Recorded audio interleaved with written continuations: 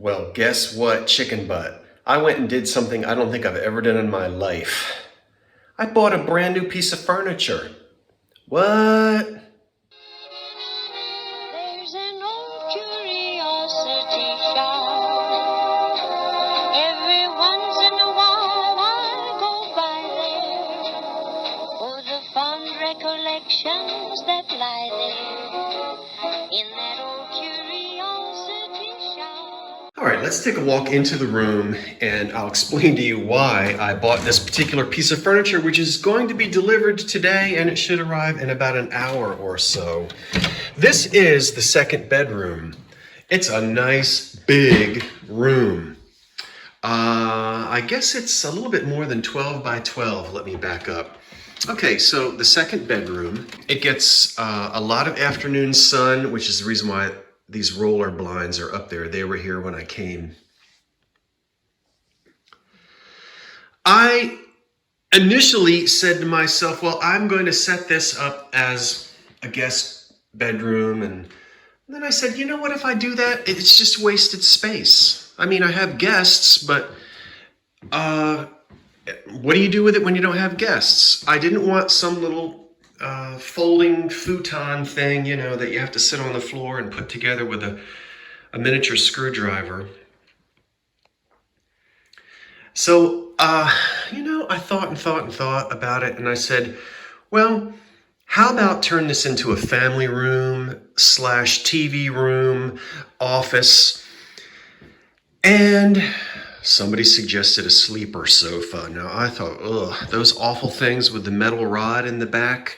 Are you kidding me? A sleeper sofa. I don't know if I want to do that. But that's what I've gone and done. Sofa. So I'm anxiously sitting out here waiting for it to arrive, and then we'll see how it looks. Thanks for watching. Here come the sofa. Oh my gosh. Oh my God. Well, let's have an update. I have got the fireplace in place. I've done scratch cover on it. I've painted the back, sealed the back of it where it was just sort of raw wood. Did that so it would be nice and clean. And there wouldn't be any sort of musty basement smell to it. Then I polished it, put a nice sealer coat on the faux marble. And I think it looks great. I just really love the color of the marble. The faux marble, that's all paint, and how it looks against the walls. So I still have a few more things to do. I'm not ready to actually leave it in that spot.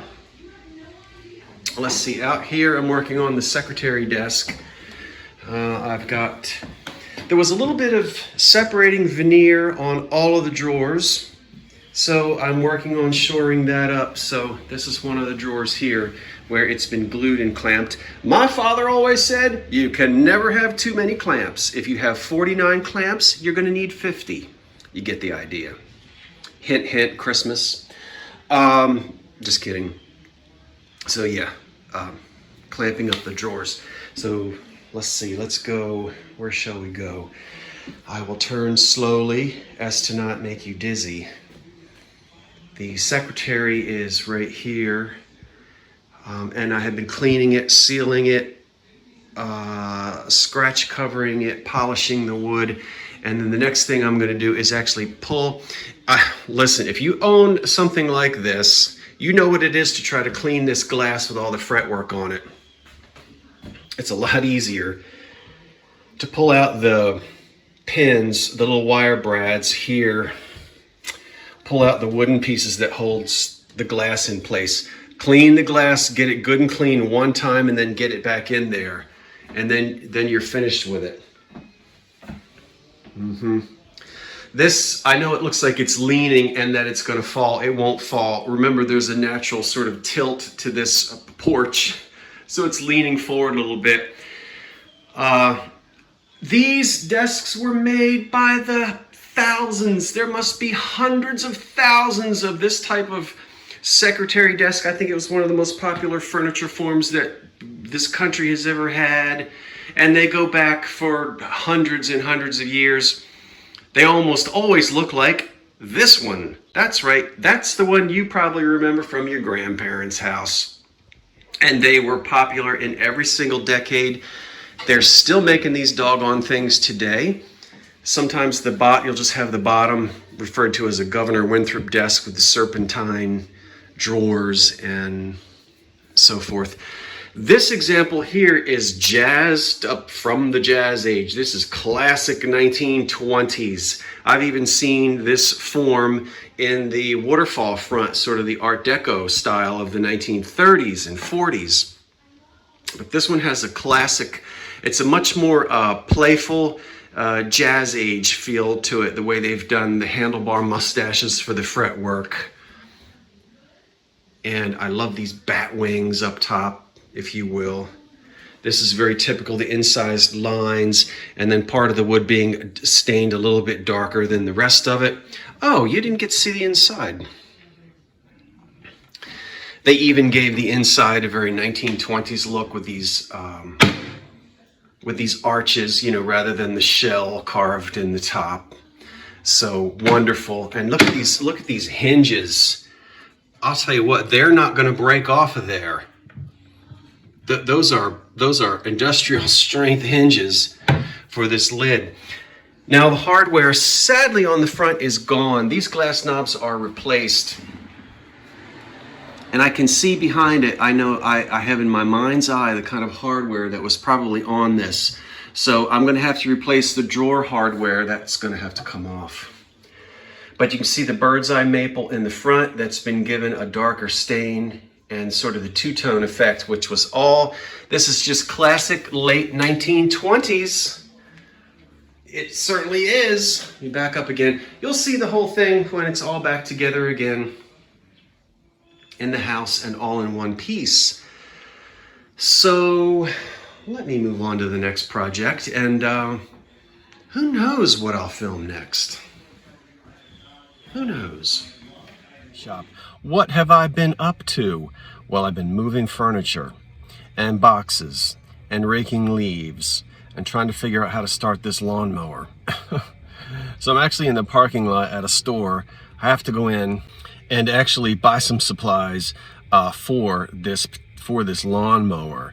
And it's been a long time since I've cut grass.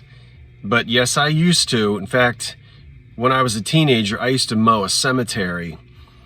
An old, well, it was my hometown church cemetery, and I would do it with a push mower.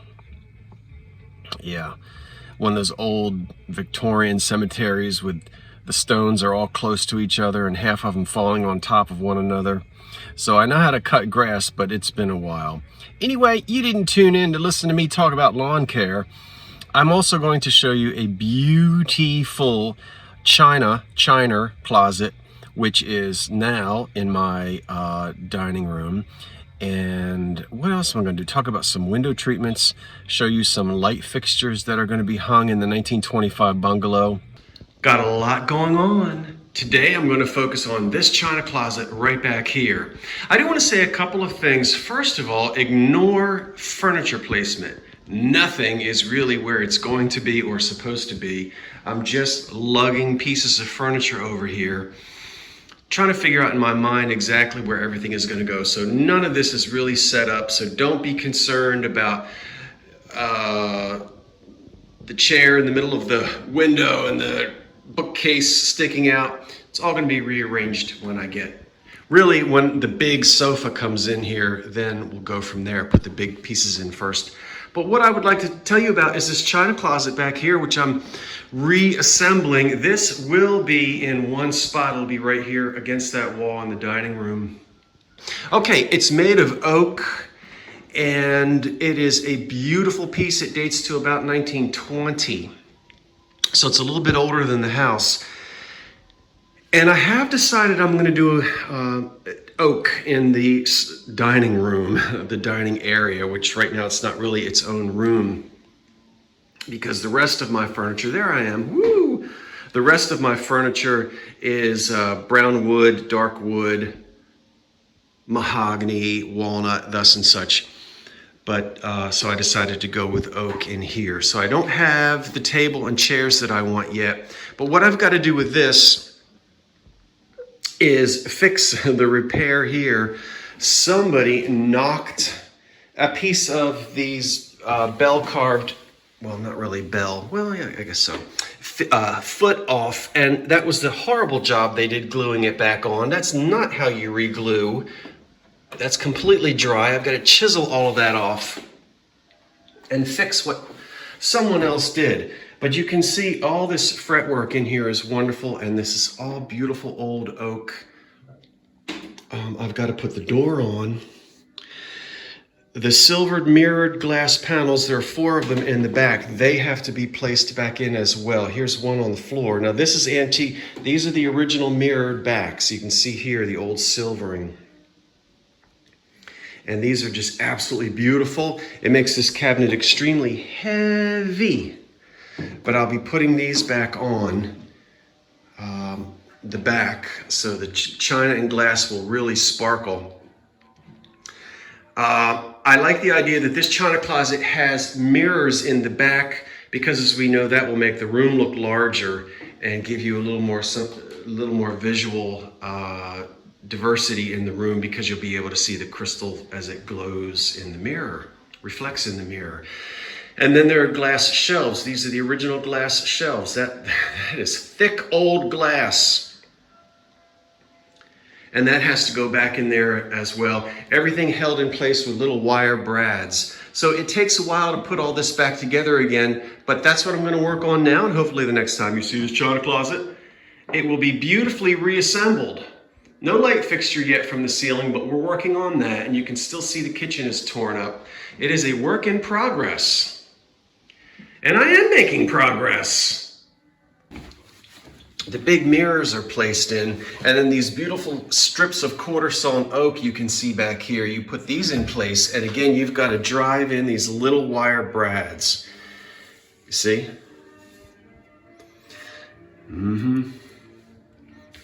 Yeah. That's what holds this back in place. And we can see here here they are. These little guys. These little tiny guys right there. All right, and a hammer.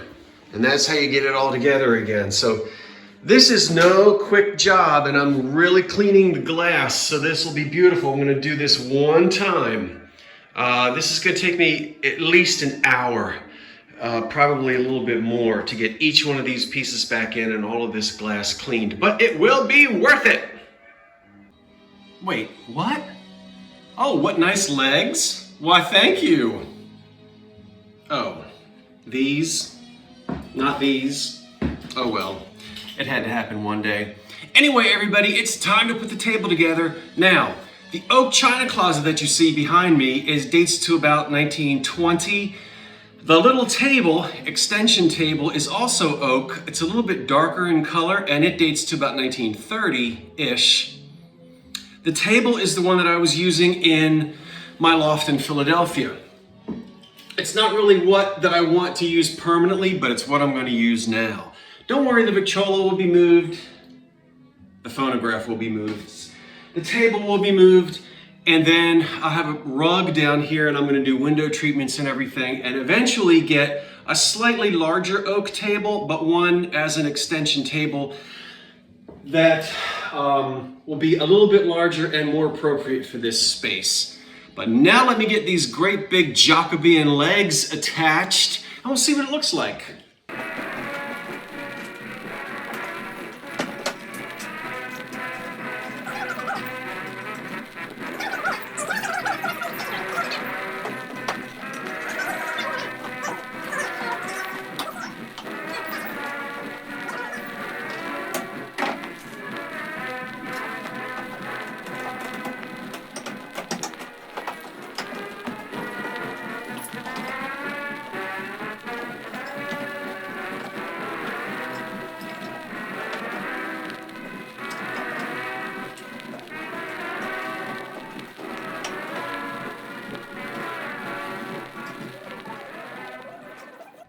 Hi folks, I'm here. Wow. Well, the table is in place, and I've actually pulled out the 2 extensions on either end. So You know, I never used it with the leaves open when I was in my loft in Philadelphia. But here, I think this actually might work because this is a small house and I actually think this might work. Now, when I bought this table, there were only 2 chairs with it. I'm gonna have to go out and find myself 4 more. That won't be that difficult. These were mass produced in the 1930s, very popular in England, more so in England, I think, than in the US. But this is one area where oak was still acceptable into the early to mid 1930s. And this would be sometimes called a pub table. And then, of course, we have, the extension, which, as I said, I've got. Now, what did I do with my tablecloth? Ah!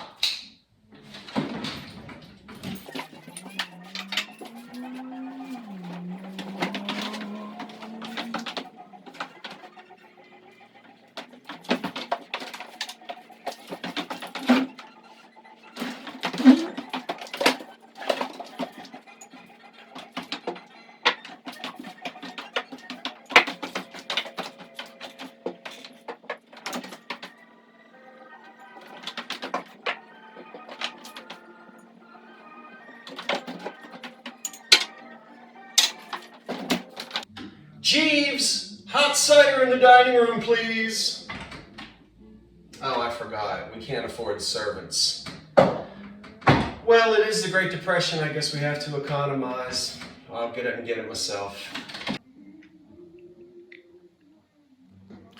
Now, of course, as I said, there will be a rug of correct era underneath of the dining room table. And there will be window treatments as well as picture rail. And I have a wonderful console mirror or sofa type mirror that you would normally see hanging over top of buffets or upright pianos, and it's going to go right back there. But right now it's down in the basement. I've got to do some work on it. And I don't have the picture rail up yet. So I don't know. I think this table might just do the trick. I probably won't always keep the extra leaves out. It makes it a little bit longer than it needs to be. But some folks asked me, because they saw the picture in the community page, are the glass shelves original? Are the mirrors original? Who doctored that thing up? Well, nobody doctored it up. It is original, and it was expensive when it was new. It's actually harder and more expensive to make a cabinet with all of this glass and mirrors than it would be just to simply construct it out of wood. But this is the way it's made. And you have to accept a little bit of silvering loss in the old mirrors, as you can see. And I like that. I'm not going to replace them at all. I think it might be difficult to see. But look at the hardware here. It's a little bit on the Craftsman style. And we can see down here as well, it's beautiful oak. It looks wonderful on these honey pine floors.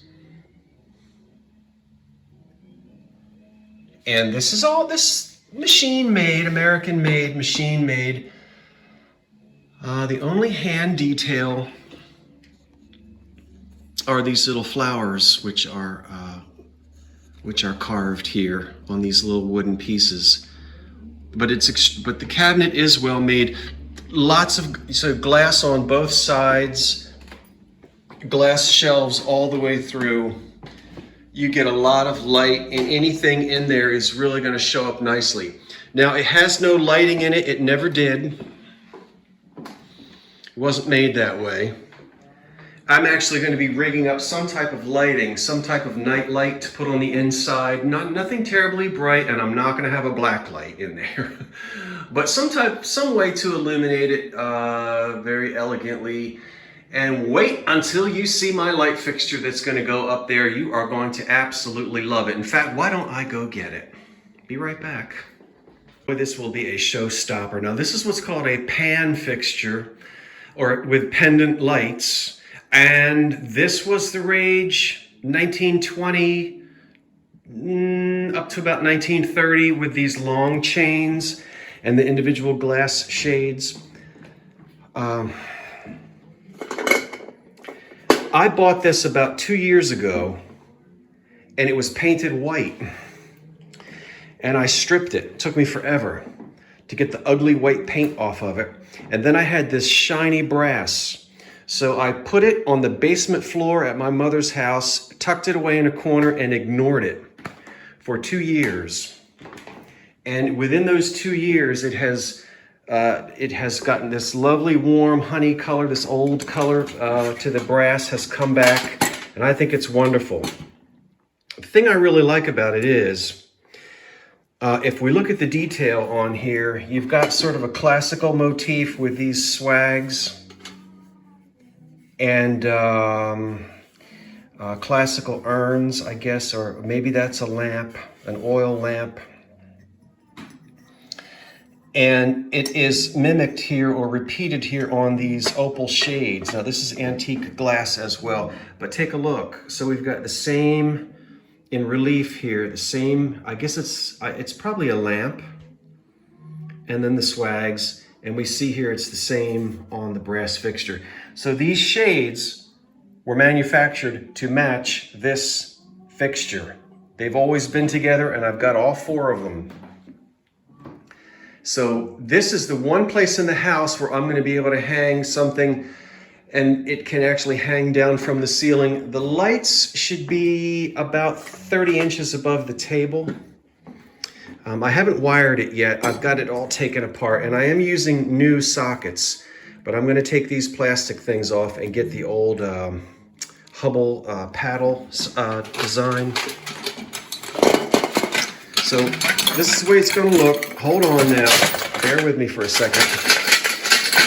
Excuse the noise. Okay, so this will be up here on this ceiling like this, obviously. Okay, and then we have the wonderful shades will be hanging down. Can you envision it? It's going to be absolutely perfect for this spot. I think, sorry about that. Hold on.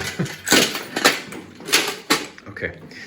And then again, it's period to the house, it's period to the era, and I think it's just the exact light fixture that's needed in this spot. The other nice thing that you can do throughout the year to change it up a little bit is you can change the shades. So I may get a nice set of marigold amber iridescent shades, art glass shades to use in the autumn season.